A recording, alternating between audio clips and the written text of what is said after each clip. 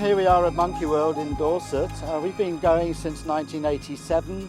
We're a primate rescue centre. None of the animals are here because we want to show them off. They're all here because they've basically been abused at the hands of humans. Many of our chimpanzees came from places like the Spanish beaches, and other smaller monkeys were actually kept as pets in this country and in other countries. Photographers have dressed them up and certainly not looked after them very well, given them drugs, alcohol. They put cigarettes out on their bodies just to keep them under control, and hopefully we can rescue them before they get too psychologically damaged. Rehabilitation into a social group is really how the healing process starts for those animals. Obviously when they arrive to us they have a variety of different physical and mental problems, and our number one goal is to get them with species of their own kind. This will probably be their first encounter with a group, so it's really a great trauma for them. But eventually they settle in with our family groups here and they live their life as a monkey, as a primate, as they should be.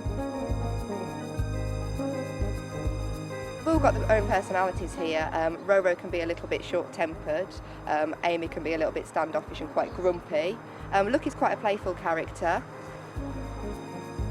They're very like with us. They have good moods, they have bad moods, they have times when they can be very tender towards each other, and then they have other moments where they can be argumentative. I don't think there's any two of the primates in the park that you could say were identical, like human beings.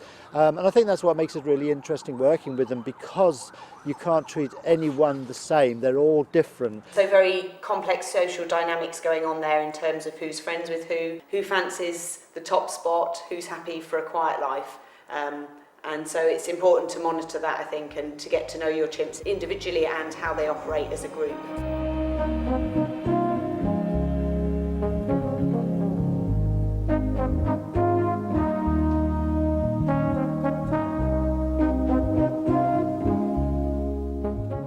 With chimpanzees, in the wild they'd live in very large communities. It could number over 100. And they would practice what we call a fission-fusion type system, so they'd break down into smaller groups throughout the day for travelling and foraging and so forth, and then gather together in the evening to make a nest in the trees for the night. So we kind of have a smaller version of what's going on. Very intelligent animals. Chimpanzees are our closest relatives, they reckon.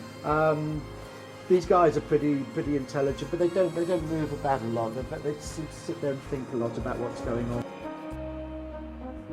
In the wild they'd probably be, spend the majority of their lives alone. They'd only really meet other orangutans for feeding and things like that.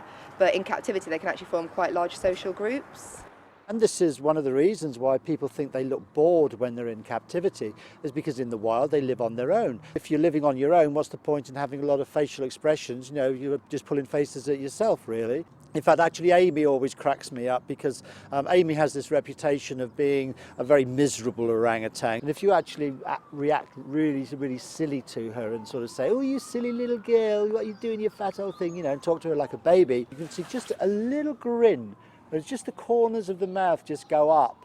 And then that's her way of sort of saying, "I'm enjoying this." She is an amazing orangutan, she really is.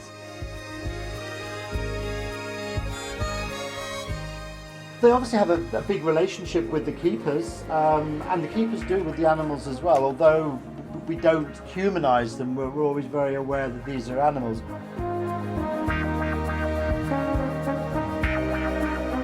I'm really getting a lot out of working at Monkey World. It's a different environment, and it's been really challenging and really interesting working with lots of primates from lots of different backgrounds. And I suppose the keepers themselves make up their own community, the staff, and we get on very well, and we're very close, and then we have a mutual bond and respect with the animals that we work with.